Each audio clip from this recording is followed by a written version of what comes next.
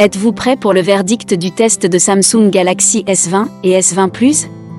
Commençons ici par dire que, l'on peut facilement penser que la gamme Galaxy S est acquise. Vu que Samsung en vend tellement beaucoup, plus que tout autre téléphone Android. Donc ce n'est pas par flatterie mais d'habitude j'aime les téléphones Galaxy S. C'est vrai que les téléphones Pixel ont des caméras plus performantes, et la gamme OnePlus 100 est un exemple. Ils ont aussi tendance à être moins chers, mais il y a quelque chose vraiment familier à propos de la gamme Galaxy S. C'est la gamme de téléphones Android par défaut. Le grand travail de Samsung avec le S20 et S20 Plus était d'assurer une innovation et ne pas perdre en performance. Par exemple, j'ai testé le S20 Ultra, et je pense que Samsung se sont simplement dépassés avec le S20 Ultra. Cependant, ces téléphones essaient de faire un peu moins que l'Ultra, et je pense donc qu'ils finissent par en faire plus. Il y a 3 grandes choses que vous devez connaître à propos du Samsung Galaxy S20. Premièrement, le nouveau système caméra. Deuxièmement, il supporte la 5G. Troisièmement, il a un écran meilleur avec une fréquence de rafraîchissement de 120 Hz. Il y a aussi un tas de petits trucs, comme ils se sont débarrassés de la prise jack. Ils ont également ajouté un tas de fonctionnalités Samsung Edge au logiciel, mais avant d'aborder ces points, on va parler tout d'abord du design. Cela ressemble beaucoup à ce à quoi ressemblent tous les téléphones Galaxy depuis quelques années maintenant. Il y a du verre incurvé dans le dos et des rails métalliques et un écran qui est presque parfaitement sans bord, mais sérieusement. Comparez ce téléphone à n'importe quel autre téléphone Android sur le marché, vos Pixel, vos OnePlus ou même vos Huawei. Je pense que le S20 est tout simplement plus agréable. Je pense en fait que c'est plus agréable que l'iPhone 11 Pro. Juste d'un point de vue matériel. Que ce soit le grand ou le petit. On les retrouve en rose, qui est la meilleure option de couleur. Le module caméra à l'arrière est un grand rectangle oblong. L'écran n'est interrompu que par un tout petit trou pour la caméra selfie. Il y a un capteur d'empreinte digitale intégré à l'écran qui est un peu plus lent que les autres méthodes biométriques. Parlons de la caméra, qui est la première grande nouveauté à connaître. Avec le Galaxy S20 Ultra, il fallait connaître le fonctionnement compliqué des appareils photo mégapixels. Mais avec le S20 et le S20 Plus, c'est beaucoup plus facile. L'appareil photo principal est un 12 mégapixels plus traditionnel tout comme la caméra grand angle.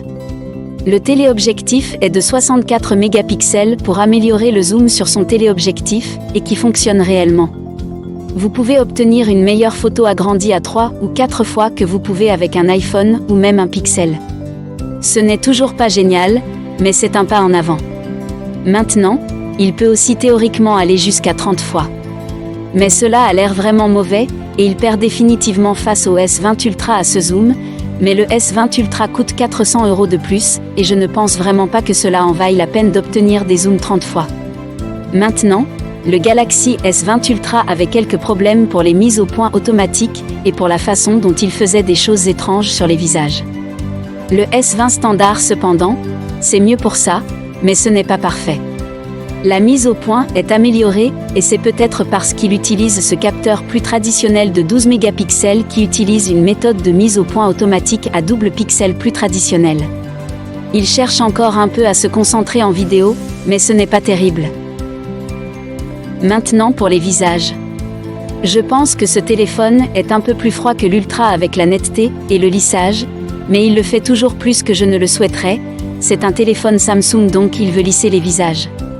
Cependant, vous ne devriez jamais activer la détection de scène Bixby, si vous voulez que la balance des blancs soit toujours correcte. Ce qui me tue, c'est que si vous activez le mode pro sur ces caméras, tout semble super, et si vous utilisez la caméra selfie et désactivez tout le lissage, tout a l'air super. Fondamentalement, j'ai l'impression que si Samsung sortait de son propre chemin avec la caméra, tout le système de caméra serait là avec l'iPhone 11 Pro et le Pixel 4, mais comme c'est le cas actuellement, c'est toujours une 3e place. Dans l'ensemble, j'aime mieux cela que le Pixel 4, car vous obtenez de bien meilleures performances vidéo. Il y a d'autres fonctionnalités à aborder. Vous pouvez aussi prendre des photos de 64 mégapixels avec cela, mais même si vous le faites sous une lumière très vive, lorsque je recadre, je n'ai pas vu suffisamment de détails propres pour que cela en vaille la peine. Je pense que le mode nuit est plutôt bien, il est juste là-dedans avec l'iPhone et sur le point d'atteindre le niveau du Pixel, mieux que ce à quoi je m'attendais. La qualité vidéo est bien sûr très bonne, c'est une vidéo de qualité Samsung, ce n'est pas tout à fait au niveau de l'iPhone Pro. Si vous pensiez que vous vouliez obtenir le S20 Plus au lieu du plus petit S20 parce qu'il a ce temps de caméra de vision en profondeur, honnêtement, ne vous inquiétez pas. Je n'ai vu aucune amélioration dans les photos de portrait à cause de cet objectif supplémentaire. Maintenant, l'une des raisons pour lesquelles vous voudrez peut-être obtenir le S20 Plus en plus du plus grand écran, c'est la durée de vie de la batterie. J'ai principalement testé le plus petit S20 qui a une batterie de 4000 mAh, et une fois que tout s'est réglé depuis la configuration initiale, je passais environ 5 heures de temps d'écran avec le taux de rafraîchissement élevé activé. Le test du S20 Plus qui a une batterie de 4500 mAh tient un peu plus longtemps. Je pense que l'un ou l'autre peut vous aider à passer une journée, et les deux embarrassent vraiment le Pixel 4 pour sa longévité, mais ni l'un ni l'autre n'est comme stellaire.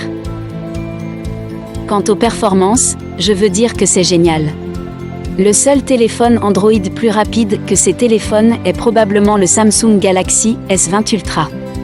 Il y a beaucoup de RAM et le processeur Snapdragon 865, cela semble être la vraie affaire.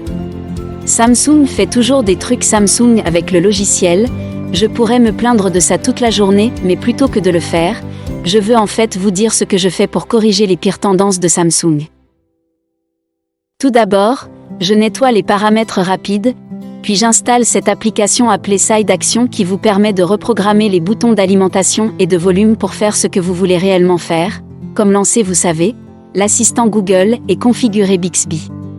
Ensuite, j'installe cette application appelée Calendrier Edge qui est géniale, elle vous permet de voir vos calendriers tout de suite. J'éteins Samsung Daily, et je déplace également le curseur de luminosité vers le haut pour qu'il soit plus facile d'y accéder. Oh! Il y a un autre paramètre que j'active à chaque fois avec le Galaxy S20, l'écran 120 Hz. Je ne sais pas si je veux un jour acheter à nouveau un téléphone qui n'a pas un écran à taux de rafraîchissement élevé, c'est juste tellement mieux. Les animations sont meilleures, le défilement est meilleur et ça fait mieux. Il y a un compromis pour la durée de vie de la batterie, c'est pire si vous avez le taux de rafraîchissement élevé et que Samsung se verrouille à 120 Hz, il n'essaie pas de le faire varier. Donc, sur le petit, si vous en avez vraiment besoin pour durer toute la journée, vous voudrez peut-être le ramener à 60 Hz. Samsung réduit également la résolution de l'écran lorsque vous êtes à 120 Hz, mais je pense que ce compromis en vaut la peine sur les deux tailles de téléphone. Encore une fois, cela améliore tellement l'expérience du téléphone. Et bien sûr, l'écran est un écran Samsung typique, ce qui signifie que c'est génial. Je pense que les couleurs par défaut de Samsung sont un peu trop criardes, mais vous pouvez le régler sur naturel, puis ça a l'air bien.